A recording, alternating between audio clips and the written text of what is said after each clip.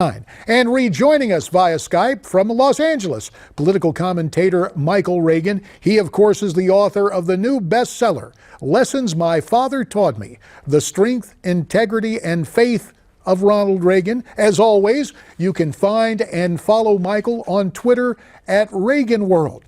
Now, Michael, Paul Manafort, the Trump campaign manager, says Hillary Clinton is to blame for the fallout over this speech. Let's look and listen. There's a political tint to this whole issue, and certainly we've noted that the Clinton camp was the first to get it out there in trying to say that there was something untoward about the speech that Melania Trump gave. It's just another example, as far as we're concerned, that when Hillary Clinton is threatened by a female, the first thing she does is try to destroy the person. Now, Michael, you have told us before that you have a history with Manafort in years past, but I'm interested in your reaction to what he had to say and to this whole brouhaha over Melania's speech. Is it a nightmare or no big deal? Well, it may not be a big deal in a couple of days, but it's a nightmare today because that's what people are talking about. It would have been better for the Trump campaign and Paul Manafort to apologize for plagiarizing a speech by Michelle Obama that Melania didn't know was plagiarized and fire the person who in fact worked with her or in fact written the speech, and it would have been over and done with. But instead, they try to put it on Hillary Clinton. Let me tell you, if Hillary Clinton plagiarized a speech like that speech was plagiarized last night, talk radio, Paul Manafort, and everybody in the Republican Party would be dumping all over Hillary today. It was plagiarized. It was a mistake, and they should apologize for it. And so we move on, and we are doing so right now. I believe we have a call here, right, gang? Can I get to the phones? Yes, to Greenville, Tennessee, where we welcome Linda to Newsmax Prime. Hiya, Linda. Hi, JD. How are you doing this evening? I'm doing great, and it's great to hear your voice there in the volunteer state. What's on your mind, Linda? I just wanted to comment on last night's convention goings on. One of the most touching things that appeared to me was those two soldiers going minute by minute, telling exactly what happened in Benghazi and showing how Hillary Clinton wanted to make them change clothes 4 different times because she wanted to be politically correct. And it cost those men their lives. And Linda, it was gripping to hear those Benghazi annex guards recount that. Michael Reagan, last night the theme was Make America Safe Again. Tonight it's Make America Work Again. When a convention goes on, do you think, Linda and others, do you think the message of security got out last night, or now has it been completely obscured by the plagiarism story? I don't think it's been completely obscured by what happened with the plagiarism, what happened with the speech last night. It's really up to the Trump people to keep on pushing it. And unfortunately, that point from last night was made today with the killing of the police officer in Kansas. So it is an issue that's going to be rock solid all through the campaign.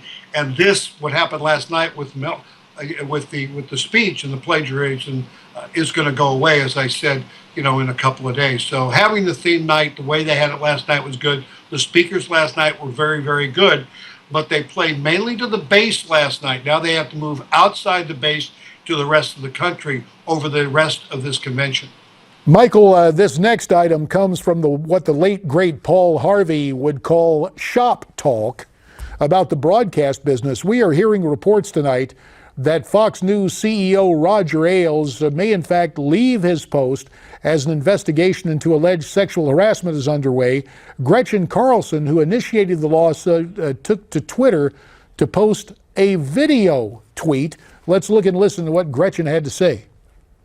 I want to support all women who've been victims of sexual harassment. It's time for us to come out of the shadows and let our voices be heard, because it's so important that we will not be silenced. Your reaction to how this is all played out thus far? Well, no, it's played out probably the way it should be played out. Gretchen Carlson's not doing it because she needs the money. If she was sexually harassed, then she ought to do something about it. Listen, I was sexually abused as a child. It took me, it takes a child 7 times to tell someone before anybody listens. And I hope people do listen to what she's saying. If it's true, it'll be all meted out in the courts or whatever Fox is in fact going to do with this whole issue of sexual harassment. It's sad to see it happen at Fox or any place that it happens, but I'm willing to listen to the person who brings the lawsuit before I start dumping on those people and what have you, because unfortunately those kinds of things happen in the world that we live in, and you just pray for all of those women and all the young boys and girls who are sexually abused or sexually assaulted during any given year. And you have written about it, and you have been in days past. I wrote a book about it. Yes, you did. You wrote a very poignant book about that, and we just appreciate the fact that you are willing to talk about that and talk about what for so many of us is difficult. Yes, sir. You know, because I see what's going on with others at Fox News, and I understand a lot of those women are attorneys. And, you know, you may say something public and say, listen, Bill, you know, Roger Ailes helped me in my career. I'm here because of Roger Ailes. But when you are asked under oath if, in fact, anything of that nature ever happened to you, you've got to answer the question honestly. And so I hope people don't dump on others who come forward who, in fact, are attorneys and understand under oath, you've got to tell the truth. And of course, Megyn Kelly, we understand, came forward in that story released today. Back to the phones we go at 1-877-Newsmax, up to Alexandria, Minnesota for Eldon. Good evening, Eldon. Good evening. I wonder, is there a double standard for plagiarism? I remember when our current vice president, Joe Biden, was giving his campaign speech. It was copied word for word from some Englishman. Yeah, Neil Kinnock, who was the labor leader.